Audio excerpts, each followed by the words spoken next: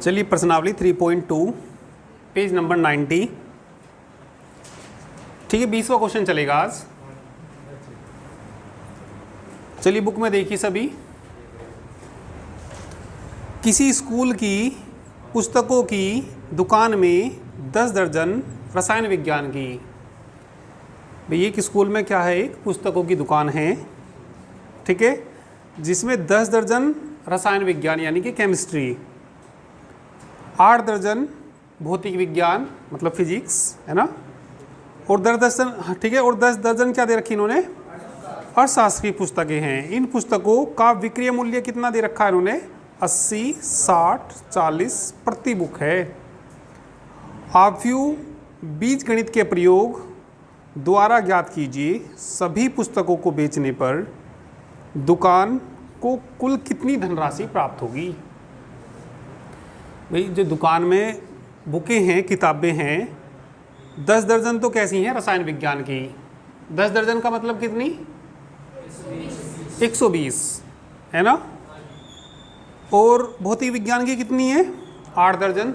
8 दर्जन मतलब भाई रसायन विज्ञान की जो बुक है, ठीक है, कितने दर्जन दे रखी, 10 दर्जन। 10 दर्जन का मतलब कितने, 120 बुक हैं, 120। इसके बाद जो फिजिक्स की कितने दर्जन दे रखी, 8 दर्जन। 8 दर्जन मतलब, ठीक है, और अर्थशास्त्र की कितनी दे रखी, 10 दर्जन मतलब 120 बुक। जो केमिस्ट्री की एक बुक है वो 80 रुपये की है, और फिर ठीक है, और जो भौतिक विज्ञान की वो कितने की है, 60 की, और जो अर्थशास्त्र की है 40 की। तो आव्यूह विधि से इसको सोल्व करना, सभी पुस्तकों को बेचने पर दुकान को कुल कितनी धनराशि प्राप्त होगी। अब ये बुक कितने की पड़ रही है, एक 80 की। एक बुक कितने की पड़ रही है, यहाँ को लिख देता हूँ, चलो कितने की, 80 की, और ये कितने की पड़ रही, 60 की, और ये तीसरे वाली 40 की। तो ये जो रसायन विज्ञान की बुक हैं कितने की हो जाएंगी, ये 12 × 96, 9600 की। ये कितने की हो जाएंगी, 6 से गुना कर देंगे, 6 से गुना करेंगे, 6 छंग 36, 0 3 कितना, 5760 की। ऐसे इनको देख सकते हैं, 4800 की। तो ऐसे हिसाब लगा के बता सकते हैं कि टोटल। पर इन्होंने कहा भाई ऐसे किससे हल करिए, आव्यूह विधि से। तो किससे हल करना पड़ेगा हमें, को आव्यूह विधि से हल करना पड़ेगा। तो चलिए आव्यूह विधि से हल करने के लिए लिख लीजिए, पहले लिख लीजिए रसायन विज्ञान, रसायन विज्ञान की पुस्तकों की संख्या, पुस्तकों की संख्या बराबर कितने, 10। पहले लिख देना, दर्जन में लिख लेना, 10 दर्जन।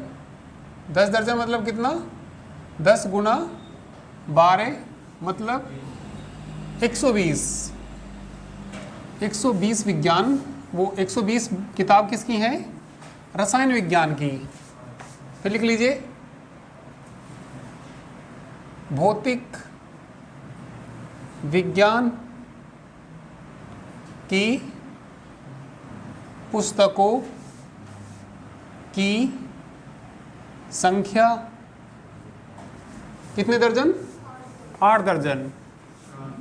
8 दर्जन मतलब 8 गुना 12, 12 × 96। फिर कैसी दे रखी इन्होंने, तीसरी वाली, अर्थशास्त्र की पुस्तकों की संख्या कितने दर्जन, 10 दर्जन मतलब 10 गुना 12 बराबर 120। अब देखिए हम जो पुस्तकों को हैं, पुस्तकों को लिख लेंगे पंक्ति आव्यूह में। पुस्तकों को किस में लिखेंगे? पंक्ति आव्यूह में। यहाँ पे कितनी? 120, और यहाँ पे कितना? और ये कितनी? 120। और जो इनका मूल्य दे रखा उसको लिखेंगे स्तंभाव्यूह में। मूल्य देखना कितना कितना दे रखा? 80, 60, 40। अब देखो जब इनकी गुना करेंगे, इसकी गुना इसमें नहीं आएगी, प्लस का चिन्ह लगा के दूसरे की दूसरे में, प्लस का चिन्ह लगा के तीसरे की तीसरे में। तो ये तरीके से लिखेंगे इसको। तरीके से कैसे लिखेंगे? पुस्तकों की संख्या को, पुस्तकों की संख्या को पंक्ति आव्यूह में लिखने पर, बोलिए, 120, 96, 120 पुस्तकों के मूल्य को स्तंभ आव्यूह में लिखने पर, पुस्तकों, ठीक है, पुस्तकों के मूल्य को स्तंभ आव्यूह में लिखने पर, बताइए क्या जाएगा? रेट बताना क्या कहते हैं इनके? 80, 60, 40। फिर हमें लिखना कुल मूल्य है, ठीक है, पुस्तकों का कुल मूल्य, पुस्तकों का कुल मूल्य गुणा कर दीजिए इनकी। बोलो कितना? 120, 96, 120। आगे बोलो 80, 60, 40। गुना करके जोड़ देंगे तो इसका आंसर आ जाएगा।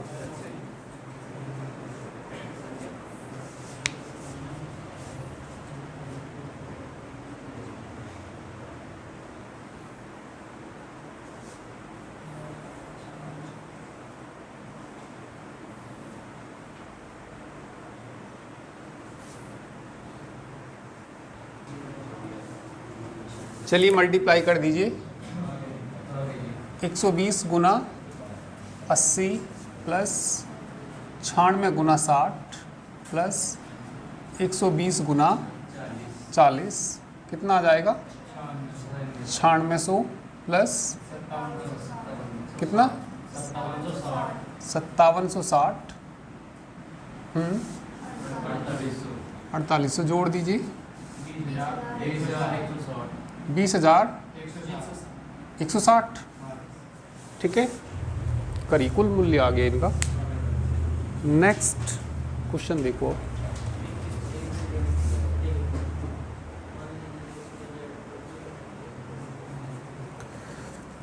ट्वेंटी वन, मान लीजिए एक्स वाई जेड डब्लू तथा पी क्रम से 2/n 3/k 2/p n/3 और कितना p/k। 21 में कुछ आव्यूह दे रखे और उनका क्रम दे रखा। सबसे पहले दे रखा इन्होंने x का जो क्रम दे रखा, कितना दे रखा है x का क्रम? x का क्रम दे रखा इन्होंने 2/n, x का क्रम 2/n, y का क्रम,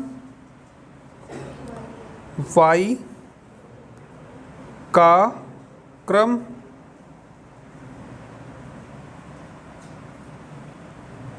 कितना? 3/k। z का क्रम कह दो या कोटि कह दो, कितना? 2/p। w का क्रम बराबर लिख सकते हैं, कितना?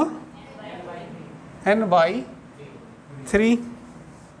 P कैपिटल P का क्रम P बाई K। तो इसमें हमें जो क्वेश्चन नंबर 21 है, ऑब्जेक्टिव टाइप क्वेश्चन है, इन्होंने ये कहा पी वाई तथा डब्लू वाई के परिभाषित होने के लिए एन के तथा पी में क्या संबंध होगा। इसको परिभाषित होने के लिए कितने पार्ट दे रखे, इसके 4 पार्ट दे रखे, के बराबर 3, पी बराबर एन, बी पार्ट क्या दे रखा, के स्विच है और P बराबर 2, C में क्या दे रखा, P स्विच है, K बराबर कितना 3, D में क्या दे रखा, K बराबर 2, P बराबर 3। अभी तो कुछ भी पता नहीं लगा इसमें कि क्या करना, क्या हो रहा है इसमें। अब ज़रा थोड़ा सा ध्यान देंगे तो समझ में आएगा ही। इन्होंने x की कोटि दे रखी, यानी कि x का क्रम दे रखा, x का क्रम ये दे रखा, ये y का, ये सबके इनके इन्होंने क्रम दे रखे। इसको परिभाषित होने के लिए ये बताना इनमें कौन सा सही आंसर है, चारों में से कौन सा ठीक है। अब देखिए, जब p और y की गुना करते हैं,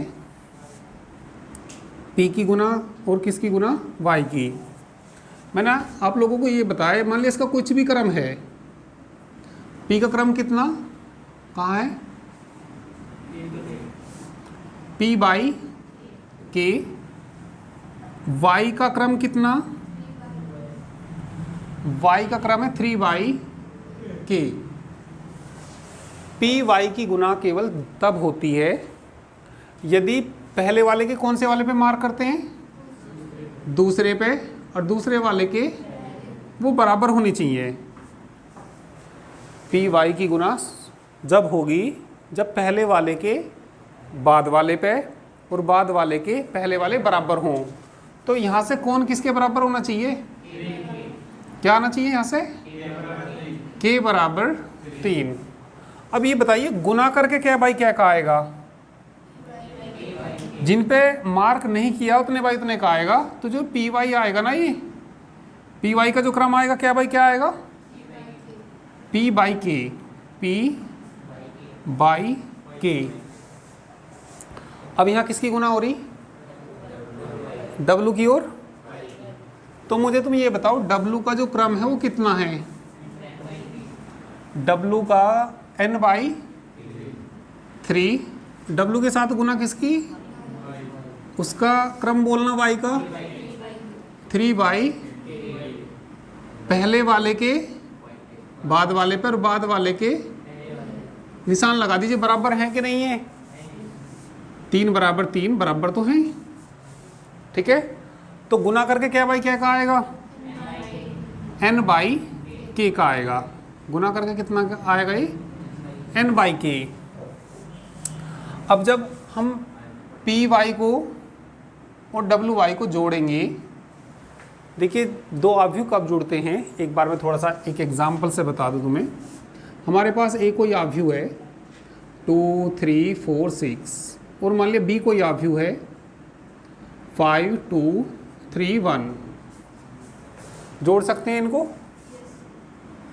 ए प्लस बी जोड़ना, जुड़ जाएंगे कि नहीं जुड़ेंगे, तो जुड़ के बताना कितने आएंगे वैसे, 5 और 2, 3 और 2, 4 और 3, 6 और 1, 7। कोई आव्यूह केवल तभी जुड़ते हैं यदि उनके क्रम इक्वल हों, समान हों।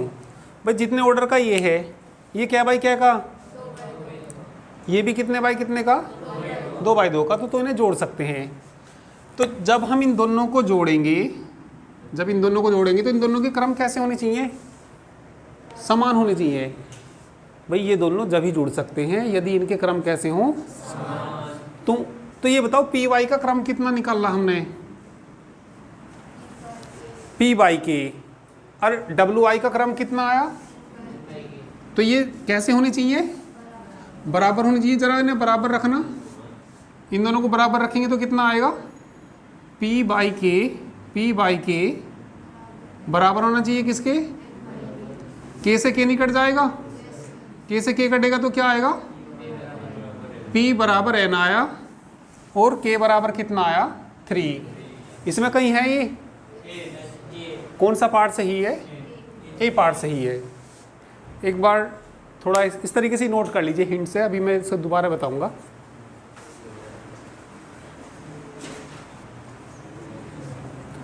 चलिए दोबारा समझिए,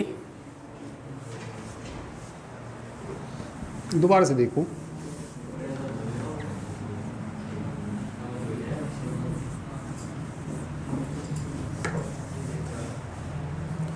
सबसे पहले तो दो अवयव की गुना कब होती है? अभी मान लिया हमारे पास कोई एक अवयव A है और दूसरा अवयव B है। इसका क्रम देख लीजिए, A का क्रम देख लीजिए। A का क्रम मान लिया कुछ भी है, मान लिया 2/3 है, तो इनकी गुना कब हो सकती है? मैंने कहा पहले वाले के और इसका है क्रम 3/3। A का क्रम कितना? 2/3 और B का क्रम कितना? 3/3। तो ये बताओ A और B की गुना संभव है या नहीं है? भाई गुना संभव होने के लिए पहले वाले के बाद वाले पे निशान लगाना, पहले वाले के और बाद वाले के जिन पे निशान लगाया वो बराबर हैं या नहीं है? बराबर हैं। यदि बराबर हैं तो इनकी गुना संभव है, अदरवाइज इनकी गुना संभव नहीं है। तो बताना ए बी की गुना संभव है या नहीं है? संभव है। और ये बताओ गुना करके क्या बाई क्या का आएगा? जिन पे निशान नहीं लग रहा उतने बाई उतने का आएगा। कितने बाई कितने का आएगा? 2/3 का आएगा। इतनी बात तो पता है तुम्हें। अब देखना किसकी गुना करनी, इसको ये परिभाषित है, ये बताना कौन सा ठीक है। तो किस किस की गुना कर रहे? तो जरा P का क्रम बता दो। P बाई, ठीक है भाई। P में किसकी गुना हो रही? Y का क्रम बता दो। 3/K। तो पहले वाले का बाद वाला और बाद वाले का पहले वाला बराबर होनी चाहिए। तो इसका मतलब K का मान कितना आएगा? भाई इन दोनों को बराबर रखना पड़ेगा, तो K का कितना मान आएगा? K बराबर 3। अब ये बता दो गुना करके क्या भाई क्या का आएगा? जिन पे निशान नहीं लग रहे उतने बाई उतने का आएगा। कितने बाई कितने का आएगा? P/K। तो इससे ये दो बातें पता लगी Py से। अब किसकी गुना करनी? W की ओर। तो W का ना क्रम बता दीजिए मुझे। W का जो क्रम है n/3, इसमें गुना किससे कर रहे? तो भैया Y का भी मुझे क्रम बता दीजिए। 3/, पहले वाले का बाद वाला और बाद वाले का पहले वाला बराबर है या नहीं है? 3 बराबर 3 की तो कुछ जरूरत नहीं है, तो सब जानते हैं। पर ये बताइए गुना करके क्या बाई क्या का आएगा? n/K। तो ये कंडीशन मिल गई इससे। इससे तो कितनी कंडीशन से मिली? 2। क्या मिला इससे? 2 कंडीशन। K बराबर 3 और गुना करके क्या बाई क्या का आएगा? उससे 3 बराबर 3। वो कंडीशन हमारे काम की नहीं है, तो क्या बाई क्या का आएगा? n/K का। अब इन दोनों को क्या करना है? हमें जोड़ना। दो अवयव जोड़ने के लिए उनके क्रम कैसे होने चाहिए? दो अवयव को जोड़ने के लिए उनके क्रम कैसे होने चाहिए? समान होने चाहिए। तो इसका क्रम कितना? P/K। इसका क्रम कितना? ये समान होनी चाहिए, मतलब बराबर होनी चाहिए। इसका मतलब क्या हुआ? P/K बराबर किसके आना चाहिए? K से K कट के P बराबर कितना आएगा? तो P बराबर n आ गया और K बराबर कितना आ गया? तो ये कौन सी कंडीशन में है? पहली कंडीशन में है, तो पहला इसका सही है। चलिए एक क्वेश्चन 22 देखिए। अब ये भी लगभग कुछ ऐसा ही है।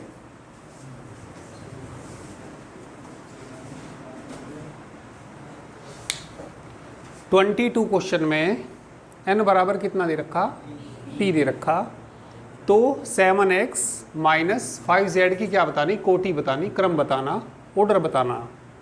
तो ये बताना इनमें से कौन सा सही है। दो आव्यूह x को और y को यदि जोड़ना हो या घटाना हो, किन्हीं दो आव्यूह को ये जोड़ना हो या घटाना हो, उनके क्रम कैसे होने चाहिए, समान होने चाहिए। तो x का जो क्रम है, x का जो क्रम है कितना आएगा, x का क्रम कितना दे रखा है इन्होंने, 2/n। घटाना कौन है इसमें से, घटाना कौन है, z। तो z का क्रम बताना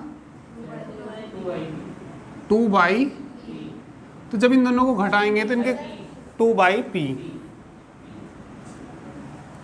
x में से किसको घटाना, z को। तो क्रम कैसे होने चाहिए इनके, समान होने चाहिए। तो कौन कौन बराबर आने चाहिए, 2/n बराबर किसके आना चाहिए, 2/p। तो यहाँ से 2 से 2 कट जाएगा, n बराबर किसके आएगा, p के। ठीक है, तो ये बताना और ये बताइए इसमें इनके जो क्रम होने चाहिए कैसे होने चाहिए, समान होने चाहिए। तो ये बताना कौन सा सही है इसके अंदर। n बराबर कितना दे रखा था इन्होंने, देखना एक बार, n बराबर p दे रखा, तो कौन सा सही आएगा बताइए, 2/n। भाई या तो ये 2/n आएगा या क्या आएगा, 2/p। 2/p तो कहीं दे नहीं रखा इन्होंने, तो कौन सा आंसर सही है इसका। इन दोनों में से देखो कोई सा हो इसके अंदर,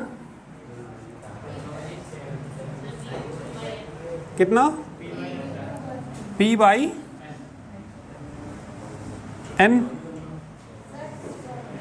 टू बाई एन आएगा ना, फिर 2/n ये वाला सही आएगा, b सही आएगा। फिर एक बार समझो, x में से किसको घटाना, z को।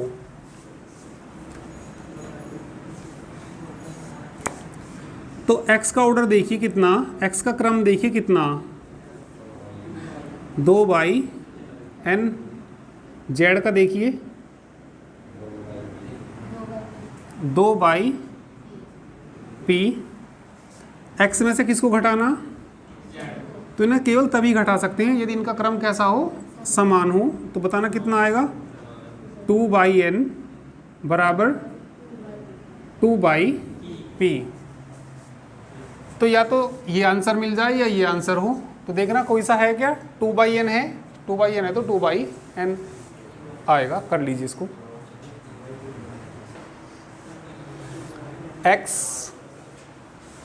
x में किससे गुना हो रही, 7 से, 7x। देखिए x में किसी से भी गुना हो उसके क्रम पे तो कोई फर्क पड़ेगा नहीं। z में किससे गुना हो रही, 5 से, तो इनकी तो x मतलब यहाँ पे तो कुछ भी हो, 7 हो या 5 हो, तो इस पे तो कोई फर्क पड़ेगा नहीं। तो यहाँ पे हमें बस केवल किसका क्रम देखना, x का देखना। x का कितना, 2/n। z का कितना, 2/p। तो जोड़ने और घटाने के लिए दोनों का क्रम कैसा होना चाहिए, समान। तो कितना, 2/n किसके बराबर आना चाहिए, 2/p। तो मतलब ये वाला ऑर्डर आएगा, या तो 2/n आ जाओ या कितना आ जाओ, 2/p आ जाओ। तो 2/p तो है नहीं इसमें कहीं भी, हाँ आगे पीछे नहीं, हाँ 2/n है तो बस 2/n आना चाहिए। 2/p है तो 2/p आना चाहिए। 2/p तो नहीं है ना उसमें कहीं भी, हाँ तो बस, हाँ चलिए कर लीजिए। इसके बाद हाँ वो लिखना पड़ेगा जो उस ऑप्शन में है।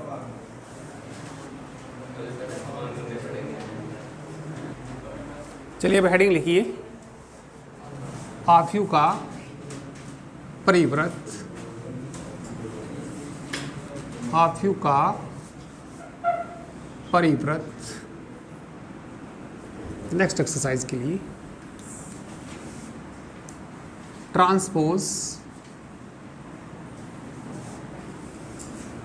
ऑफ मैट्रिक्स माना ए कोई आफ्यू है।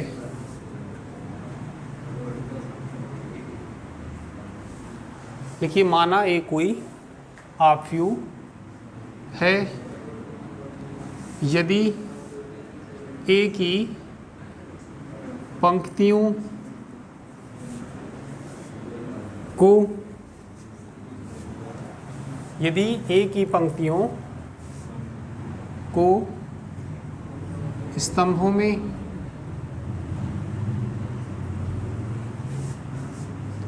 और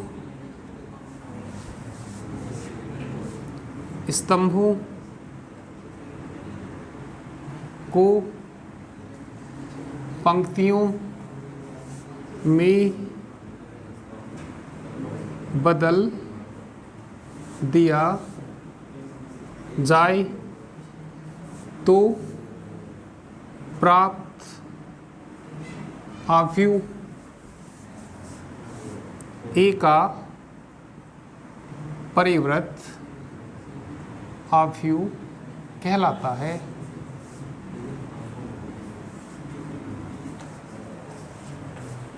सुनिए, ए कोई हमारे पास आव्यूह है यदि ए की पंक्तियों को तो किस में बदल दें, स्तंभों में, और स्तंभों को किस में बदल दें, पंक्तियों में। जो प्राप्त आव्यूह है ए का क्या कहलाएगा, परिवृत आव्यूह। एग्जाम्पल देखिए, यदि ए बराबर 1 2 3 4 5 6 तो ए का, और इसे ए लिख लेना, इसे ए डैश या ए ट्रांसपोज से प्रदर्शित करते हैं।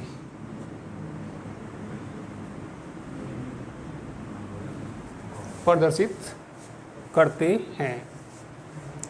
ए ये दे रखा, तो ए का परिवृत आव्यूह ज्ञात कीजिए।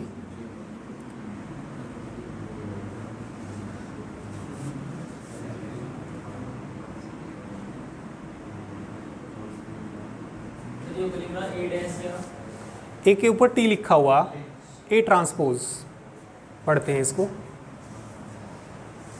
यदि ए बराबर इतना, ठीक है, ए बराबर ये दे रखा, क्या निकालना हमें, ए का परिवृत आव्यूह निकालना। तो ए का जो परिवृत आव्यूह आएगा, इसकी पंक्ति को किस में बदलना, स्तंभ में, और स्तंभों को किस में बदलना, पंक्तियों में। तो उसे किससे डिनोट करते हैं, ए डैश से। तो ये हमारी पहली पंक्ति को पहले स्तंभ में बदल दो, 1 2 3, दूसरी पंक्ति को 4 5 6। तो ये इसका हमने क्या निकाल दिया, परिवृत आव्यूह। और एग्जाम्पल चलो पहले से कर लो।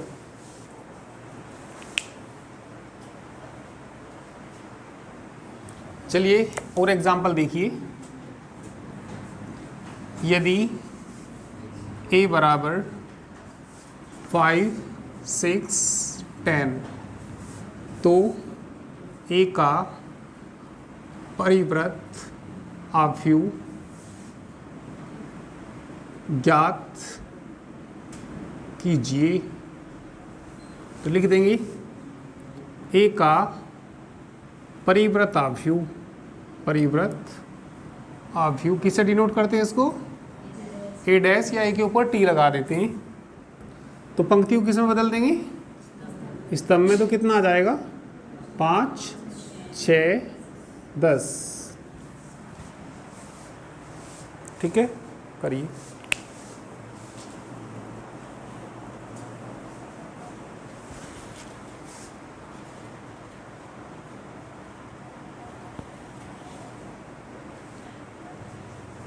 चलिए अब हेडिंग लिखिए, सम्मित आव्यूह। सम्मित आव्यूह इंग्लिश में बोलते हैं सिमेट्रिक मैट्रिक्स। सिमेट्रिक मैट्रिक्स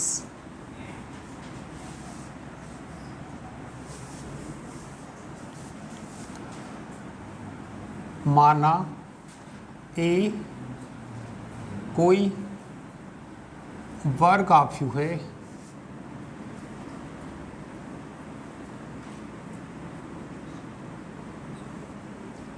यदि a बराबर a डैश या a डैश बराबर a,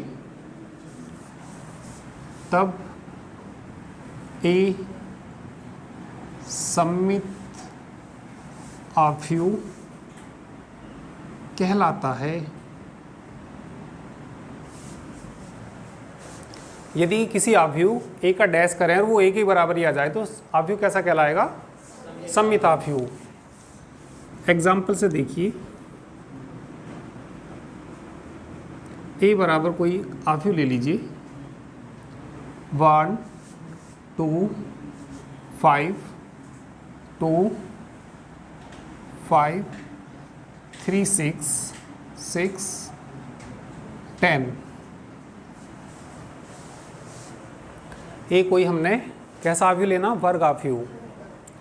यदि मैं इसका डैश निकाल लूँ, सुन लो बाद में ताड़ना, यदि मैं इसका डैश निकाल लूँ और इसका डैश इसी के बराबर आ जाए तो कैसा आव्यूह हो जाएगा? ये सममित आव्यूह। और डैश कैसे निकालते हैं? पंक्तियों को स्तंभों में बदल देते हैं, या स्तंभों को किस में बदल देते हैं? पंक्तियों में। अभी जैसे मैं इसका डैश निकाल लूँगा, ए डैश, ये इसकी पहली पंक्ति को किस में बदलना? पहले स्तंभ में। इसको उठा के यहाँ पे रख दो 1 2 5, इसको सीधा 2, इसको 5 6 10। अब ए को देखो और ए डैश को देखो, दोनों बराबर हैं क्या? दोनों सेम है ना? तो लिखेंगे हेयर, यहाँ ए डैश किसके बराबर आया? अतः ए कैसा आव्यूह है? अतः ए सममित आव्यूह है। सममित आव्यूह है। इसके बाद लिखेंगे विषम सममित। विषम सममित में ए डैश किसके बराबर आना चाहिए? -a के। अब इतना कर लीजिए इसको।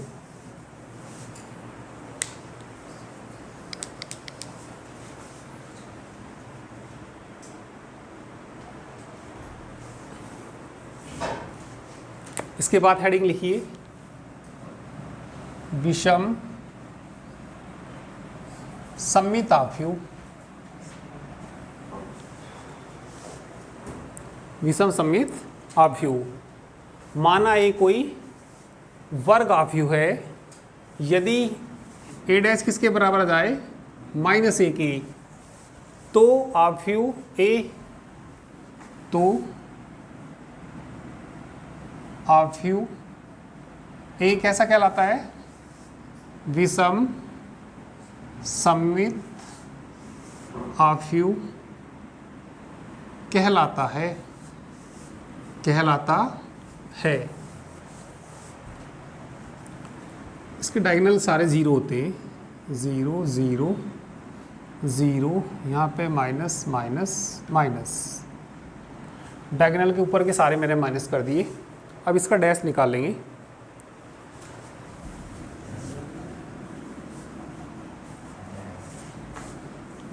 डैश का क्या मतलब होता है? परिव्रत आव्यूह। ए डैश, पहली पंक्ति को पहले स्तंभ में कितना? 0 -2 -5। दूसरी पंक्ति को दूसरे स्तंभ में कितना? 2 0 -6 5 6 0। इसमें माइनस कॉमन ले लीजिए। ए डैश बराबर माइनस कॉमन ले लीजिए। जब माइनस कॉमन लेंगे 0 पे तो कोई फर्क नहीं पड़ेगा, पर जो प्लस का वो कैसा हो जाएगा? माइनस का। ये प्लस का है तो कैसा आएगा? ये माइनस का तो कैसा हो जाएगा? 0 तो क्या रहेगा? 0 ही रहेगा। प्लस का तो कैसा हो जाएगा?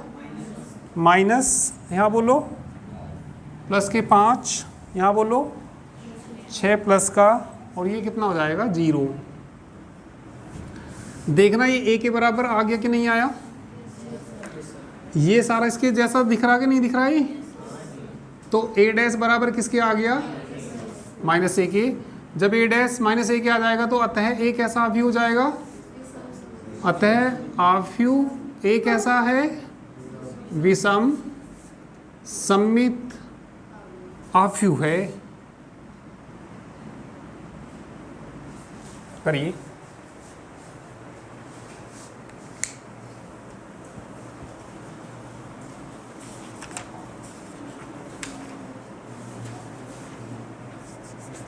थ्री पॉइंट थ्री देखिए।